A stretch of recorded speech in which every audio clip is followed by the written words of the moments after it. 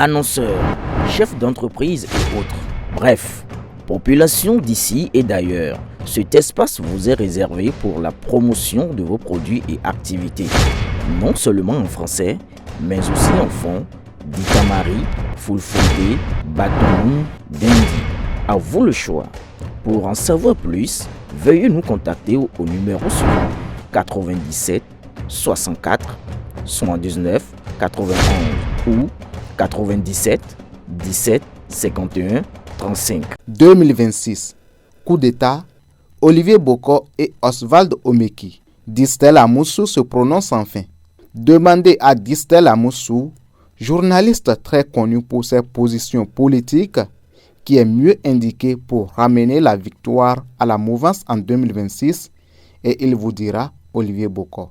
C'est d'ailleurs pourquoi, tout en jurant rupture, et Patrice Talon, le militant BR n'avait pas caché son soutien à son candidat de l'époque.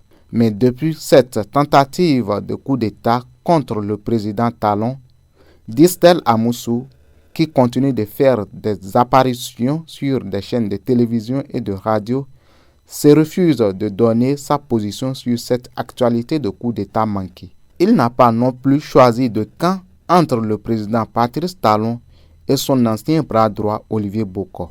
Sur ces questions, le vétéran de la presse nationale fait le mort. Il a même réussi le pari de ne pas répondre à plusieurs provocations de notre part pour le sortir de sa zone de confort ou de son silence. Mais après moult provocations et demandes, l'ancien président directeur général de Panorama et aujourd'hui directeur de ADSL a accepté de répondre à nos questions sur Tour d'Horizon, une émission politique de BLTV.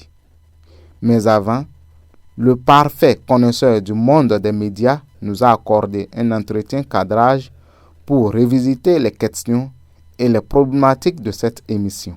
À cet échange, qui s'est déroulé ce lundi à Sofitel Cotonou Marina Hotel et SPA, notre doyen a marqué son accord pour nous donner la primeur de sa position sur le coup d'État, l'homme d'affaires Olivier Boko, son autre jeune frère Oswald Omeki et un avant-goût de la bataille de 2026. Même s'il n'a rien dit pour le moment, des premiers aspects de notre entretien futur, Distel Amoussou nous a fait part du danger qui guette la rupture. Il craint que le rendez-vous de 2026 ne soit aux couleurs de 2016 avec un combat entre deux amis, Patrice Talon et Boni Yayi. Toute chose qui a fait perdre Lionel Zinsou, victime collatérale du challenge inutile Yayi Talon.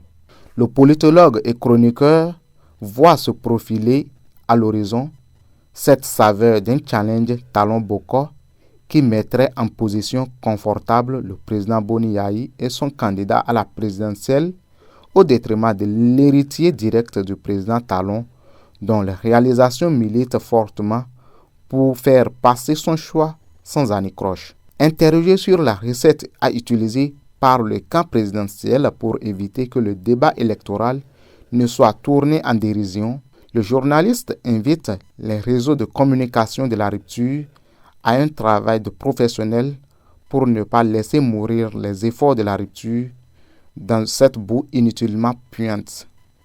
Une réflexion qui montre, si besoin en est, que Distel Amoussou n'a jamais quitté ses amours de voir la rupture récolter les lauriers des réalisations faites par le développeur Talon. Le rendez-vous est donc pris pour cette émission qui situera le peuple sur la position du chroniqueur sur cette affaire de coup d'État et l'avenir qu'il voit pour Olivier Boko et compagnie.